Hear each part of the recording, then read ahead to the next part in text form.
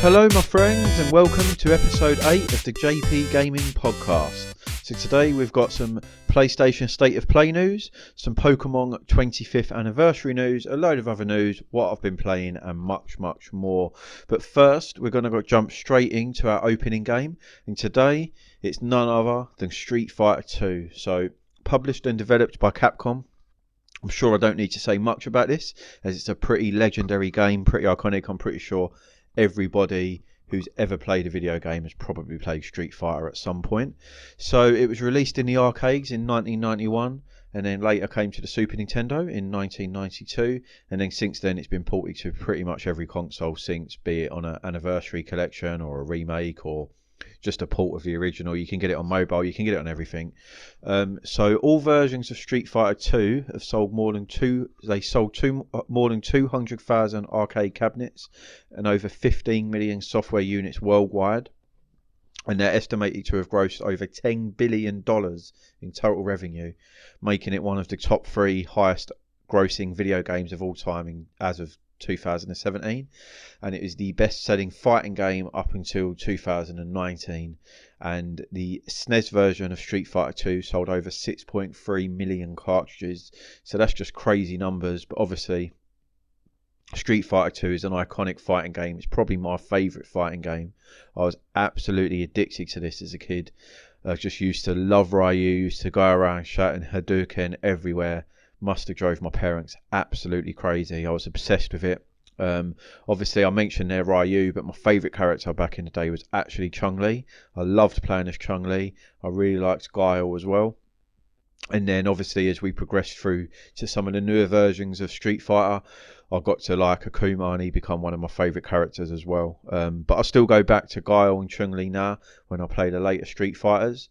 So yeah, I mean Street Fighter 2 is just absolutely fantastic. It's still one of my favourite versions actually.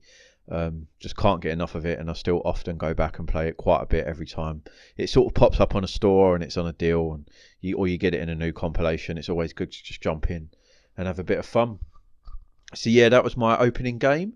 So what we're going to do, we're going to jump straight into the news because there's quite a bit of it again this week. But before we do, I just want to say once again, if you've got any questions or any feedback at all, as well as leaving a comment on my YouTube channel or my Instagram page, you can also contact me on contactjpgaming@gmail.com. That's contactjpgaming@gmail.com.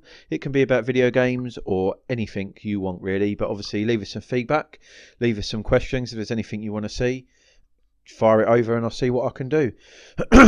So let's jump straight in, and first of all we'll start with the State of Play news. So PlayStation done their first State of Play of the year this week. It was a half-hour presentation, and it was due to show some upcoming games coming out later this year and the early part of next year. I believe that was what they said.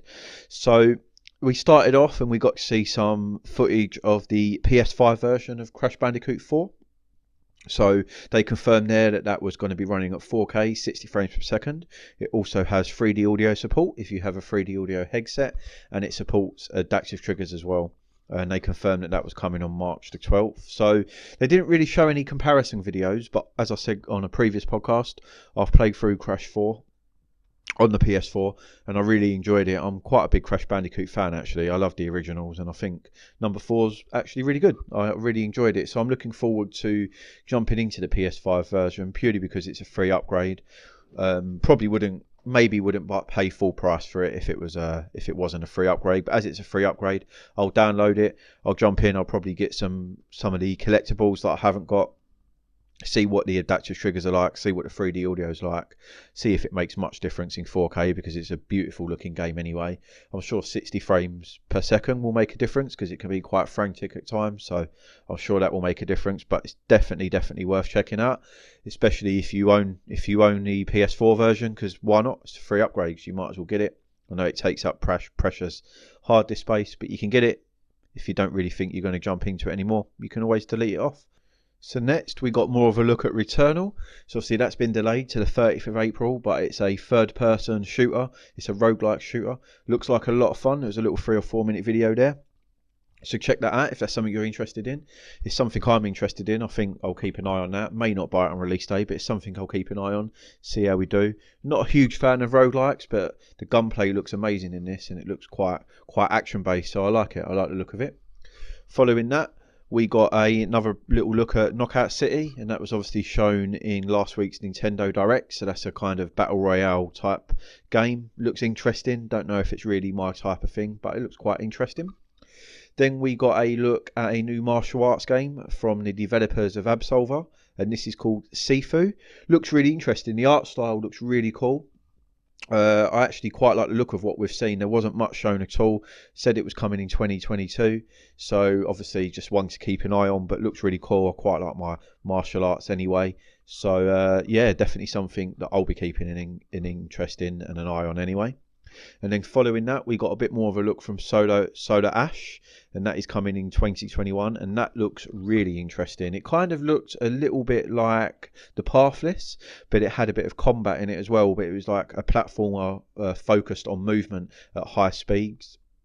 It looked beautiful. The art was really cool. Really like the look of that, and that's something that I'm definitely going to be keeping an eye on, and I think that I'll probably end up picking that up pretty close to release day if I'm not playing anything else at the time and I've got a little bit of space, because it does look really interesting and it's something that looks like it's going to interest me. I was a big fan of Pathless, and yeah, throw a little bit of combat into it as well. It looks good. It looks good. So if you're a fan of the Pathless, go check out the trailer for Solar Ash, because it does look intriguing. I might be wrong. It might not be anything like the Pathless, but it does look like it. There's a lot of jumping. There's a lot of running at fast speeds, and then there's a little bit of combat thrown in. So yeah, check that out. And then following that, we got a look at Five Nights at Freddy's Security Breach, and that's due out this year on both the PS4 and PS5. I've never played a Five Nights at Freddy's games. I hear I know they've got a following. They've done pretty well on YouTube. There was a pretty good game to stream at one point in YouTube. I think they were pretty popular. It's never really been, I've looked into them, but it's never really been anything that interests me, so didn't excite me too much, but I'm sure it excited a lot of people because I know that game's got a bit of a following. So that was that. And then up next, we got a look at Oddworld Soulstorm, and it was also confirmed that it will launch on the 6th of April and would arrive on PS5 as part of PlayStation Plus. So I liked the Oddworld games back on the PS1. I was a big fan of them. I have to admit, not really played too much of the remakes. New and Tasty, I believe it was called. Played a little bit because it was on PS Plus. It was okay, but I just never really grabbed me, and I didn't really jump into it. But I've got to say, Soulstorm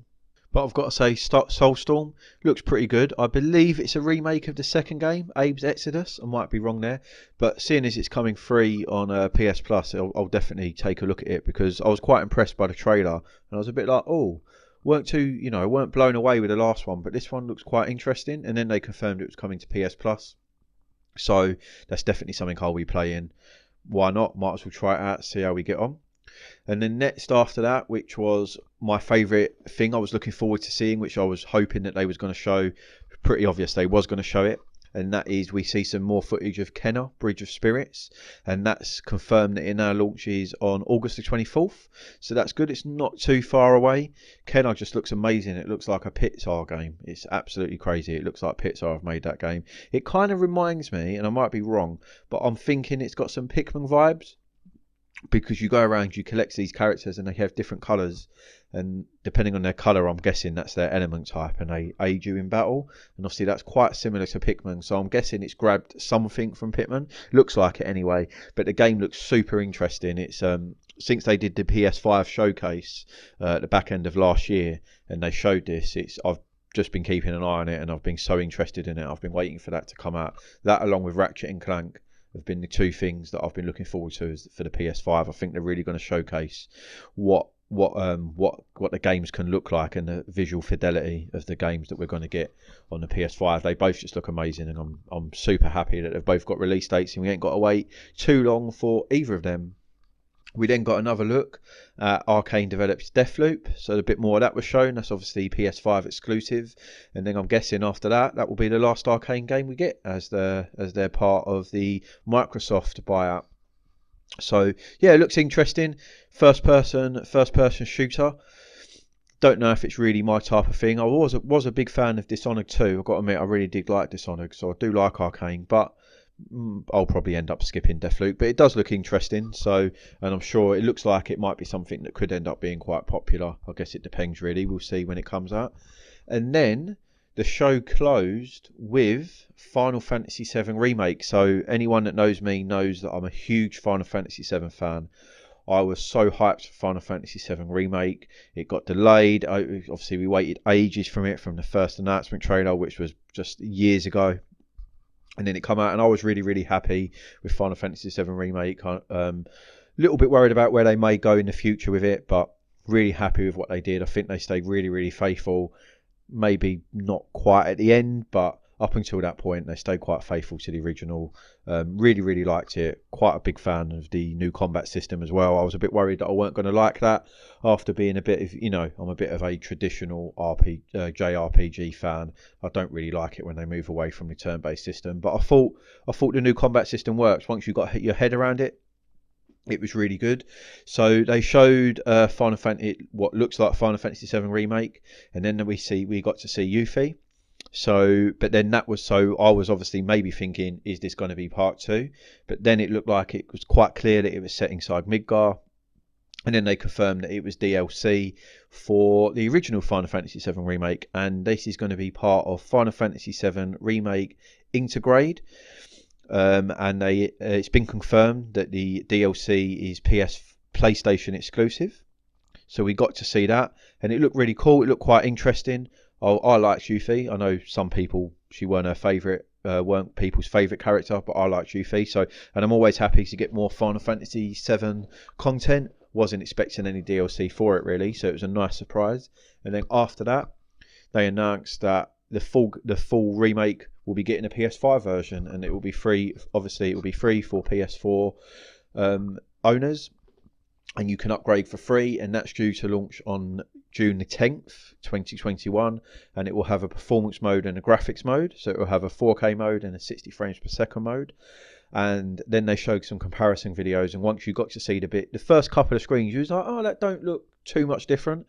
But when they showed the ones with the new textures and the new lighting and the new fog effects, it just looks outstanding, and I can't wait to jump back into Final Fantasy VII Remake on my PS5. I'm probably going to play it in 60 frames mode, I think, because I just think with the combat, the 60 frames per second will be will be amazing, and it will make quite a bit of a difference. And I think it's just going to look beautiful anyway. So you may not need that 4K mode. I think with the ray tracing and stuff, it's just going to look beautiful. So yeah, I'm looking forward. I was always going to go back and complete Final Fantasy VII on hard, and I actually started a playthrough straight after I finished the game, and I started one on hard, and I've just met Ares or Aerith, depending on where you're from. Depends on what she's called there, but obviously she's Aerith in the game now. They've standardised that. So I've just got up to the slums where you meet Aerith, and then I sort of stopped because other stuff come out. And I put a lot of hours into it at that point and just wanted to give it a little break. And I've kind of held off, hoping that it would get a patch of some sort that would, make it look better on the PS5. But the fact that we're getting a full PS5 version is amazing, and I can't wait. So that was the PS5 State of Play. Overall, I thought it was quite good. I know some people were disappointed, but I thought it was quite good. We got to see some more of Kenna. We got the Final Fantasy VII news. We got a bit more of a look at Returnal. Didn't think it was too bad. Obviously, it was lacking the big hitters of God of War, Horizon. GTA was rumoured. There wasn't any of that. But hey, it is what it is, and I was quite happy. There's some big games coming out. I'm expecting this to be a pretty slow year as we start to see the effects of COVID. So. But yeah, there's enough for me. There's enough to keep me going there. Final Fantasy VII will keep me going for another 40 hours anyway, so that's all good. So obviously, yeah, drop us a little email. Let us know what you think of the PS5 State of Play. Was you happy? Was you disappointed? Did you just think it was okay? Let me know. So after that, we also then had another presentation this week, and that was from Pokemon to celebrate their 25th anniversary. So what I'll do is I'll just quickly run through the Pokemon news. There was a little bit of news. There were some new games announced. I'm not a huge Pokemon fan. I was of Pokemon Blue back in the day and the original first season of the anime, but obviously since then I've just sort of got out of it a bit. I don't really follow it too much anymore. But always like to keep up with the games and see what new games are coming out, because I do think they can be decent RPGs if done well. So anyway, here's the Pokemon news. So first of all, there was some footage shown of the new Pokemon Snap game. Bit more footage shown of that, and that's arriving on April the 30th on the Nintendo Switch. So I know Pokemon Snap was quite popular on the N64, and I'm sure this one will do very well. Looks interesting. It's not something I'm going to pick up, but it does look interesting. Looks nice. Graphics look nice. So yeah, we got to see some new footage of that. Next up, they announced, they showed a little preview of some of the in-game events happening on Pokemon Day. So there was just some little footage there shown of some special events that are going to be happening to celebrate Pokemon Day. And then we got to see some new games unveiled, and all of them were for the Nintendo Switch, obviously. And they are all set in the Sinnoh region. And we got to see Pokemon Brilliant Diamond and Pokemon Shining Pearl, which are remakes of the original Nintendo DS games. And by all accounts, they're quite faithful. They're going to be quite faithful remakes as well. Obviously, they've just got the nice improved graphics. It does look quite nice. The art style is good. I like it. I like the style. So there'll be remakes of them. And I know them games were very popular. They're considered some of the best Pokemon games. So obviously, these remakes were rumoured for a little while now. So that's been confirmed. And then as well as that, we got a brand new Pokemon game, which is called Pokemon Legends Arceus. And it looks like a bit of an open-worlded Pokemon. So this is also set in the Sinnoh region, but it's in a new way. So you're travelling to the past, and it's set long before the events of Pokemon Diamond and Pearl. And this game will allow players to travel across Sinnoh to discover wild Pokemon and complete the region's very first Pokédex. So it looks like, and it also says that the Pokemon you encounter in this era may be different from the ones you remember catching in other games set in the same region. And then it just says that Pokemon Arceus is planning to launch on a Nintendo Switch early next year. So it looks like an open-worlded Pokemon game, which is something that everybody's been wanting for ages. And I know the last two, Sword and Shield, weren't quite what people wanted in that respect, although they were, from what I understand, they were partly open-worlded, but it wasn't a true open-worlded experience. Looks like this may be that game. So if it is, then I will be getting this game, because I think an open-worlded Pokemon game could be a fantastic RPG, to be fair. So that's something definitely worth keeping an eye on. And if you're a Pokemon fan, I'm sure these are just going to sell by the millions anyway, because they always do. It's crazy how many units Pokemon manage to shift. I think Sword and Shield are maybe the second or third best-selling Pokemon games now. It's crazy, really. So yeah, and considering how much people moaned about those games, and now they're still just selling ridiculously well. So yeah. We also got, so that's it for the Pokemon news. So we've had the State of Play news and we've had the Pokemon news. So I'm just going to quickly run through some more news that come out this week, just some little bits that I thought were quite interesting, and then I'll run into the games we've been playing. We're already around about 18 minutes. We usually do around about half hour, don't we? So looks like we might go a little bit longer than that this week, but we will see. I'm not keeping to the time. So let's just move straight on. So keeping with good selling games, we got an announcement that Square Enix have sold 2.5 million units of Octopath Traveler since launch. So that's good. That makes me happy, because I was a big fan of that game, and it's nice to see that that's done well. JRPGs usually struggle to hit big numbers generally, unless it's sort of Final Fantasy, I guess, because they're just not as popular in the West. I know they're popular in Japan, obviously, but they're not as popular in the West. So it's nice to see that it sold 2.5 million units worldwide. Obviously means it's done well outside of Japan as well. I picked that game up, had loads of fun with that game, finished it. It was really good, really good game. I'm looking forward to if they do more in the series. I know we've got Project Triangle coming, but that's a turn-based strategy game. But it's set in the same universe as Octopath. So looks like if it continues to do well, I don't see no reason why they won't make that a franchise and continue to make games. I'm really big fan of the art style in that game as well. Loved the combat, turn-based combat as well, and the job system was pretty cool. So it's good to see. It's good to see that it's doing well. We got some news that Tony Hawk's 1 and 2, the remasters, that they're coming to the next gen systems as well as Nintendo Switch on March the 26th. So that's not long after Crash gets his next gen and Nintendo Switch version. So again, I've got Tony Hawk's 1 and 2. They're free upgrades to the next gen system, so I'll probably get the PS5 version and see what it looks like. Can't imagine I'm going to get back into it too much. I've kind of dipped in and out of that, but it's something that, you know, it's good for free. I'll keep it installed, and I know them games, they done really well and they're really popular, so I'm sure a lot of people are happy about that.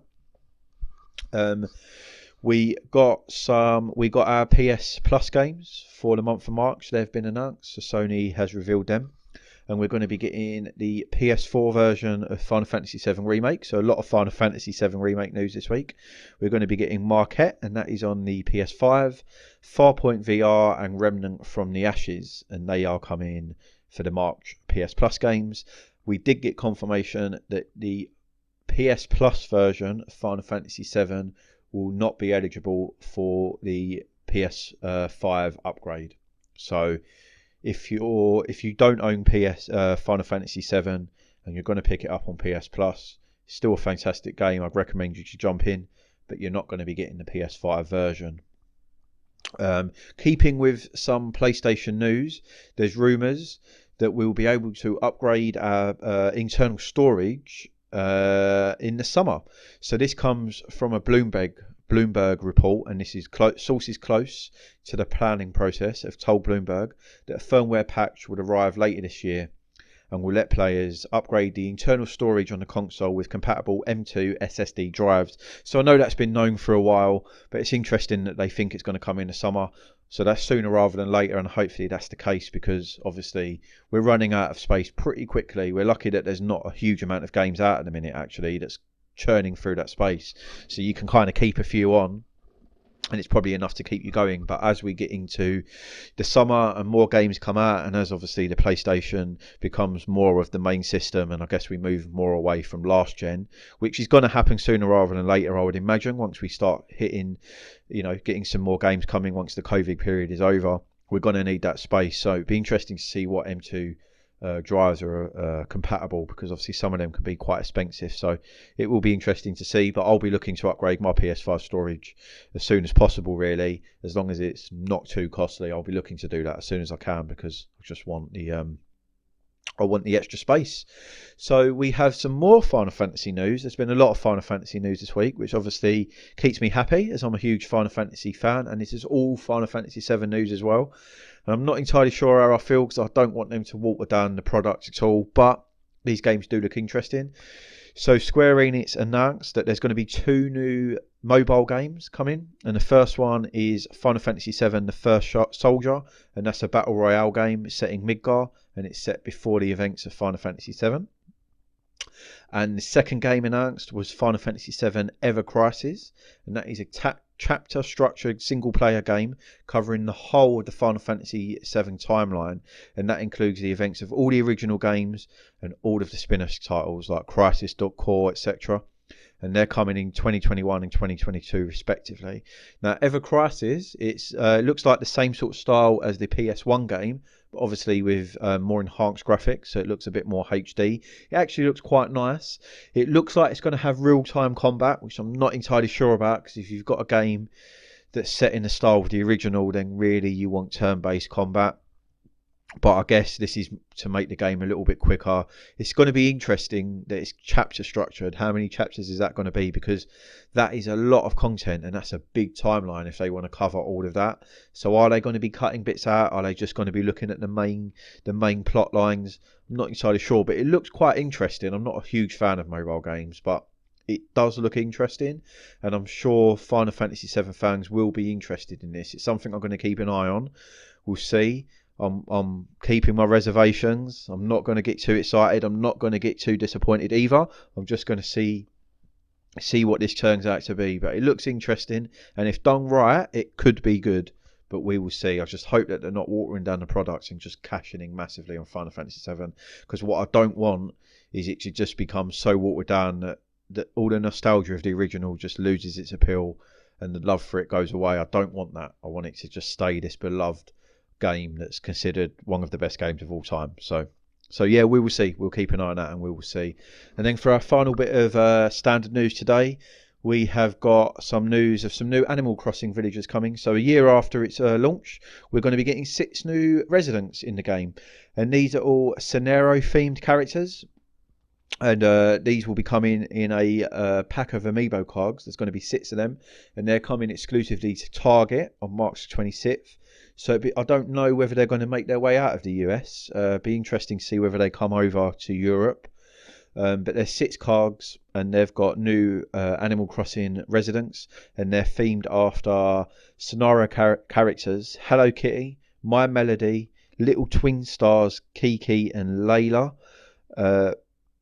Poporian and Cinnamon Roll and Karaoke Ropey, and respectively these are Reela, Chelsea, Etalai, Marty, Chai and Toby. Excuse my pronunciation, but I'm not a big Hello Kitty fan, so I know what Hello Kitty is and I know who Hello Kitty is. I don't really know who the rest are. They don't mean much to me, but obviously I know Hello Kitty is hugely popular and Animal Crossing is obviously still massively popular as well. So I'm sure this is going to do really well, and I'm sure them cards are going to fly off the shelf and you're not going to be able to get them, and they're going to sell out within minutes, and then they're going to be selling for ridiculous amounts on eBay. I'm sure that's going to happen, and I'm sure that's exactly what's going to happen. There's no doubt about it. So obviously if you do want these cards, then if you can get hold of them, then I would suggest that you do straight away and you don't hold off on them, because everything's just selling out in a minute, and wouldn't be surprised if the same thing happens with this. So that's it for the news today. But as we've been doing, we've got one little bit of retro news that we like to throw in at the end of the news before I jump into what I've been playing. And this week's one is quite interesting because it actually involves the UK. So in the middle of a Northern Irish abandoned field, a Sega R360 cabinet was found. And these are gyroscopic cabinets, and they give the impression that you are rotating at 360 degrees, I believe. But they're really, really rare, and it's been abandoned. It looks in a bit of a mess. I'm not entirely sure if it's working, but it looks like obviously it can be cleaned up, and I'm sure some clever people will be able to restore it anyway. But the interesting part is that only 200 of these units were made, and only 200 of these units were put into production and made, and that is a rough number as well. It looks like it might even be fewer, and that's 200 worldwide. That's not 200 in the UK, that's 200 worldwide. So there's only 200 of these units in the world that made it into production, and they started out in 1990 in Japan, and then end up being shipped across the world after they were quite successful in Japan. So this could very well be that this is one of the last units actually about, because if there was only 200 made, I'm sure they've just been dumped or decommissioned or are broke and have been scrapped. So amazing find, and yeah, pretty little interesting bit of news there, I thought. So that's it for the news this week. As always, once again, before I jump into what I've been playing, if you would be so kind as to follow me, leave a subscribe, follow me on Instagram, leave a subscribe on YouTube, check out my videos, hit the likes, leave me a comment, drop me an email on the contact jpgaming@gmail.com. That's contact jpgaming@gmail.com. It'd mean the world to me.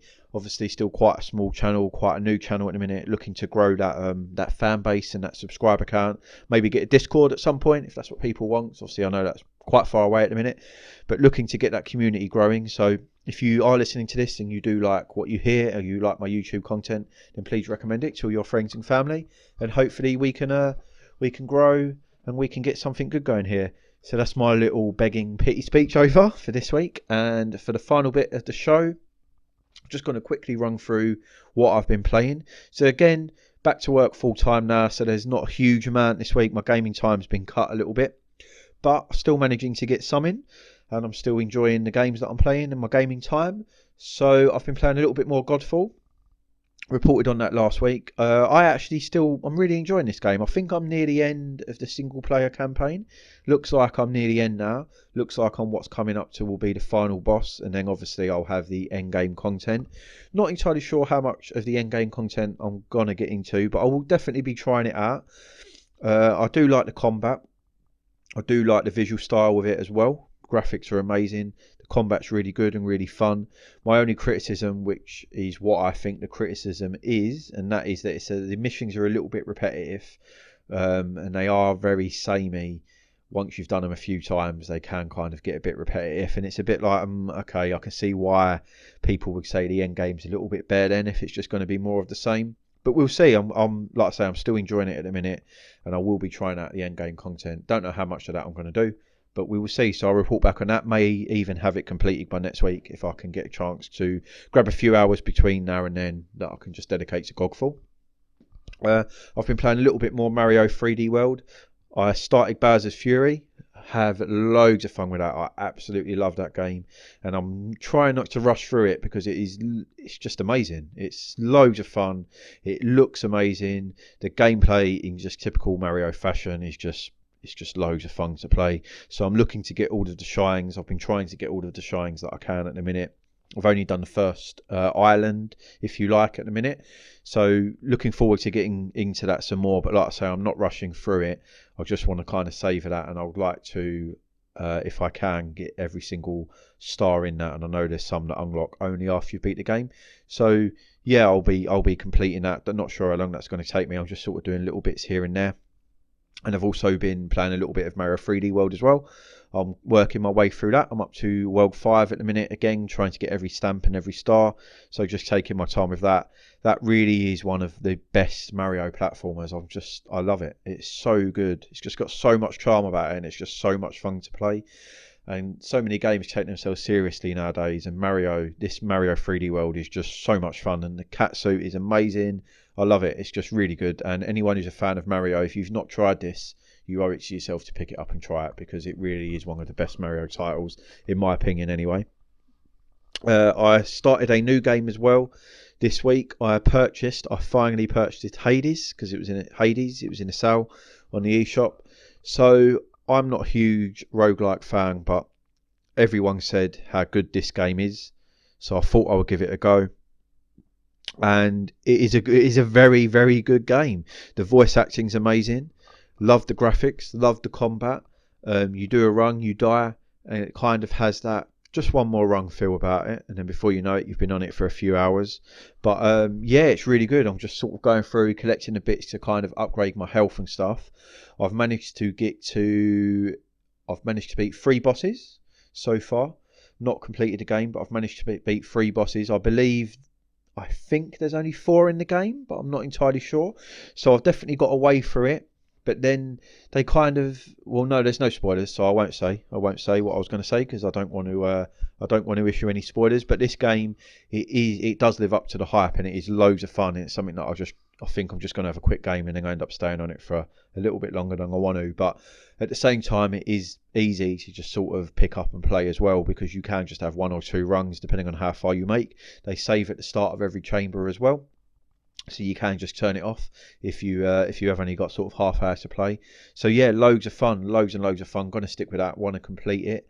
And yeah, hopefully maybe complete it a couple of times. I know you can get unlockables if you complete it with certain weapons. There's upgrades for every weapon that you can complete it with. So I want to go through and maybe complete it with, probably won't complete it with every weapon, but I want to complete it with a few and then see how I get on. And then the final game is a brand new game for this week, and that is Bravely Default 2. So I was a big fan of Bravely Default on the 3DS. Obviously a big fan of Square Enix and their JRPGs. Really like the battle system in this. I like the Brave and the default options. It's a bit unique and it's quite good. So, and obviously this is the follow-up. It's a brand new game. It's not a sequel. It's a brand new story, similar to the Final Fantasy. So every number is a new story, and then if there's a spin-off or a sequel, then it has a -2 or whatever at the end. So there was 2 Bravely Defaults. There was Bravely Default, and then there was Bravely Second, and those stories, they were sequels. They continued on with each other. And then Bravely Default 2 is a brand new story in the series. But yeah, so the combat, so you can default, which basically blocks, and then that gives you an extra turn. And then Brave is you can take a turn from your next turn. If you feel that you can maybe beat the enemy within that extra turn, you can do that up to 3 times. But then if you take the extra turn, then you can't act on your next turn. So if you Brave for 2 turns, you'll actually get 3 goes. You'll get your current go, and then you'll get your next 2 attacks as well, or your next 2 turns, which you can heal with, or use a magic attack. But then for the next 2 turns, because you've braved twice, you can't do anything, so you can't even defend. And then you're left open to the attacks of the AI and your enemy. But obviously they can brave in default as well. But then also if you brave, that then builds up the turn. So if you brave, say for the next 2 turns, you can then have 3 turns on your next go, because you have your current turn plus the 2 that you braved for. So it's all about working out whether you feel you can beat the enemies within the 3 braves that you get, or whether you have to default for a little bit. So generally you find that out on the field, the cannon fodder kind of enemies, you can kind of get away with just braving to the max, which is 3 goes, so you get 4 attacks. Do that with all your characters, and then you pretty much kill most of the enemies. There may be 1 or 2 left, which, because you're at that point, you're at a decent enough level, because they are just standard enemies, their attacks probably won't do too much damage to you either, and then you can finish them off by the time you build up your goes again. But when you come to either the harder enemies inside the dungeons or the boss fights, you do have to be a lot more tactical about it. You have to kind of look at whether they've braved, because you don't really, whether they've defaulted even, because obviously if they've defaulted and they've built up 3 attacks, you don't really want to be attacking. If you think that they're going to unleash 3 powerful attacks at you all in one hit, you maybe want to default them, because that acts as a block, so then it will reduce damage. So yeah, it's quite interesting. I really like the mechanic. There's a job system in the game, and there's a whole load of jobs to get. I think I'm not that far into the game, and I've unlocked like 8 jobs or something already. Apparently there's a crazy amount of jobs, and then you can get first and secondary jobs, and then in your secondary job you can use the abilities from that job. So there's a benefit there to leveling up the job. And then once you've hit max level with your job points, you can make that your secondary. So for instance, if you're a healer and you've maxed out your healer, so you've unlocked all the healing abilities, you can then make that your secondary job, and maybe make your first job, say, a mage, and then you'll get the stats from your mage, or from your primary job, you'll take the stats, but then you can also use the abilities from your secondary job. So I guess in the future you could maybe build a fighter that has all the high defense and the high attack of being a fighter.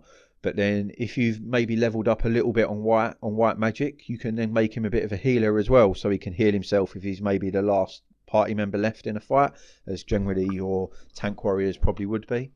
So yeah, really interesting. The music is fantastic. I love the music. The art style is amazing as well. Really big fan of the art. It looks lovely. It's amazing what the Nintendo Switch can do in terms of graphics, considering it's still obviously quite underpowered considering the new gen consoles or the next gen consoles.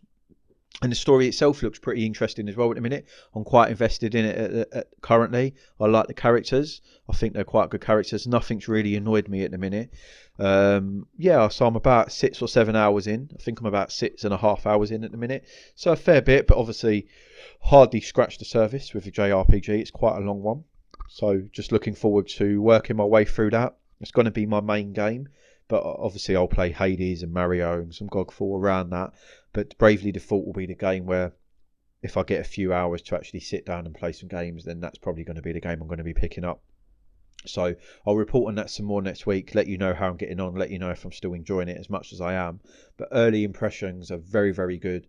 And if you're a fan of the original, you're going to be a fan of this. And I would say if you're a fan of traditional JRPGs, you will like this game. So I know Bravely Default was on the 3DS, so it may be a little bit unknown. Not entirely sure how popular it is. I know it's got a bit of a following, but it's probably not mainstream popular. So if you're listening to this podcast and you like JRPGs and you had never heard of Bravely Default, go check this out. There's a demo on the store. I'm not sure if the demo is still available. I'm not sure if it was timed or not, but there was a demo.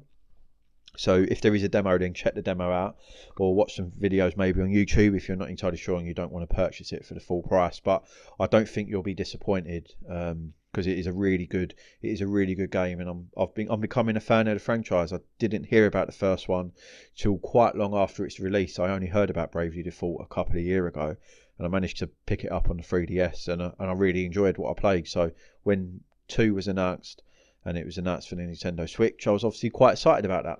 So So yeah, I think that's enough for today. I've spoke a lot. I've spoke a lot about Bravely Default, and I spoke a lot about Final Fantasy VII.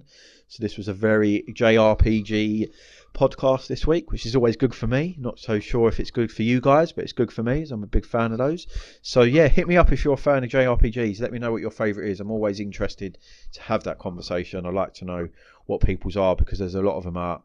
And yeah, everyone has a different favourite. I know Final Fantasy VII is quite high up, but yeah, everyone has a different favourite. So let me know. Let me know in those comments or that email. So that will be it for this week. As always, check out my YouTube and check back again next week for another podcast. You can catch this on Spotify or all good streaming platforms. So yeah, have yourselves a lovely week. Have some fun. Play some games. And most importantly, stay safe as well. And I will see you next time. So until then, this was JP Gaming, and we are out.